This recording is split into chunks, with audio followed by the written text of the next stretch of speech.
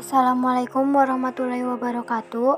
Perkenalkan, nama saya Faiza Husnul Kausar dari kelas 10 MIPA 2. Saya akan mempresentasikan tentang sejarah kerajaan-kerajaan Islam di Maluku Utara.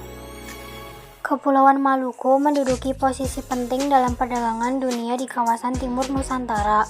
Mengingat keberadaan daerah Maluku ini, maka tidak mengherankan jika sejak abad ke-15 hingga abad ke-19, kawasan ini menjadi wilayah perebutan antara bangsa Spanyol, Portugis, dan Belanda.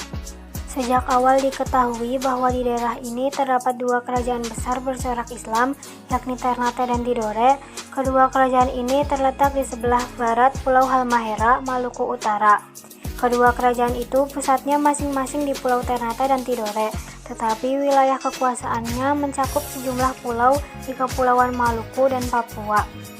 Tanda-tanda awal kehadiran Islam di daerah Maluku dapat diketahui dari sumber-sumber berupa naskah-naskah kuno dalam bentuk hikayat seperti hikayat itu, hikayat bacaan, dan hikayat-hikayat setempat lainnya.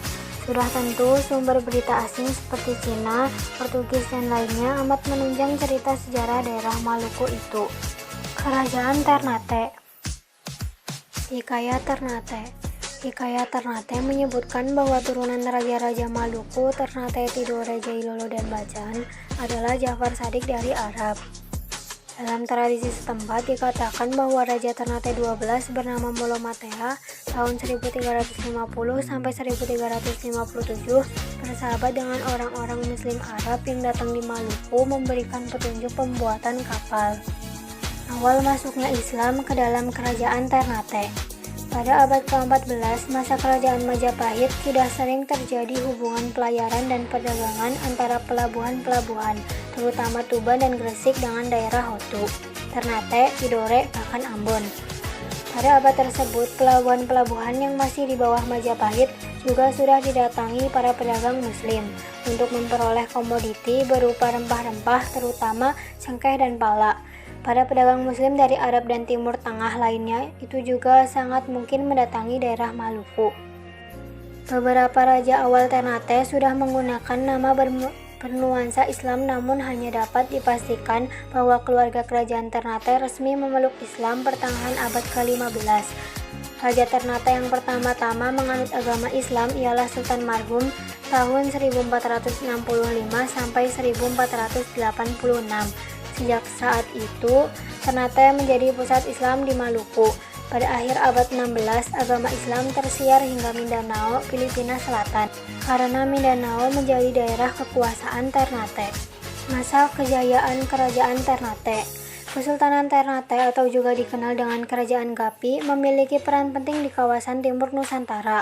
Kesultanan Ternate menikmati kegemilangan di paruh abad ke-16 berkat perdagangan rempah-rempah dan kekuatan militernya. Pada masa jaya kekuasaannya membentang mencakup wilayah Maluku, Sulawesi bagian utara, timur, dan tengah, bagian selatan Kepulauan Filipina, hingga sejauh Kepulauan Marshall di Pasifik. Persaingan Ternate Tidore. Setelah berabad-abad lamanya antara Ternate dan Tidore terjadi persaingan pertentangan.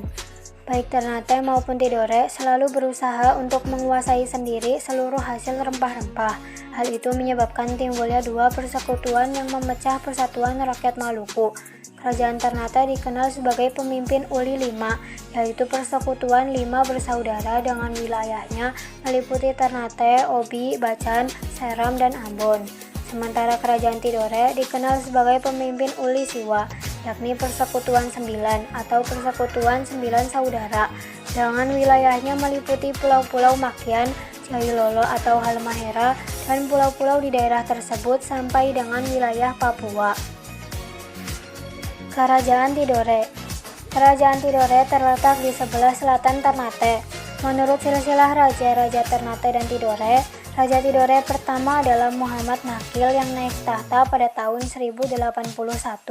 Baru pada akhir abad ke-14, agama Islam dijadikan agama resmi Kerajaan Tidore oleh Raja Tidore ke-11, Sultan Jamaluddin, yang bersedia masuk Islam berkat dakwah Syekh Mansur dari Arab. Masa kejayaan Kerajaan Tidore. Kesultanan Tidore mencapai puncak kejayaan pada masa pemerintahan Sultan Nuku tahun 1780 sampai 1805 Masehi.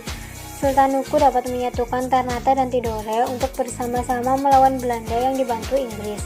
Belanda kalah serta terusir dari Tidore dan Ternate. Sementara itu, Inggris tidak mendapat apa-apa kecuali hubungan dagang biasa. Sejak saat itu, Tidore dan Ternate tidak diganggu, baik oleh Portugis, Spanyol, Belanda maupun Inggris, sehingga kemakmuran rakyatnya terus meningkat. Wilayah kekuasaan Tidore cukup luas, meliputi Pulau Seram, Makean Halmahera, Pulau Raja Ampat, Kai, dan Papua. Pengganti Sultan Nuku adalah adiknya, Zainal Abidin. Ia juga giat menentang Belanda. Tidore menjadi salah satu kerajaan paling independen di wilayah Maluku, terutama di bawah kepemimpinan Sultan Saifuddin tahun 1657 sampai 1689. Tidore berhasil menolak penguasaan VOC terhadap wilayahnya dan tetap menjadi daerah merdeka hingga akhir abad ke-18. Runtuhnya Kerajaan Tidore. Kemunduran Kesultanan Tidore disebabkan karena diadu domba dengan Kesultanan Ternate yang dilakukan oleh bangsa Spanyol dan Portugis yang ingin memonopoli daerah rempah.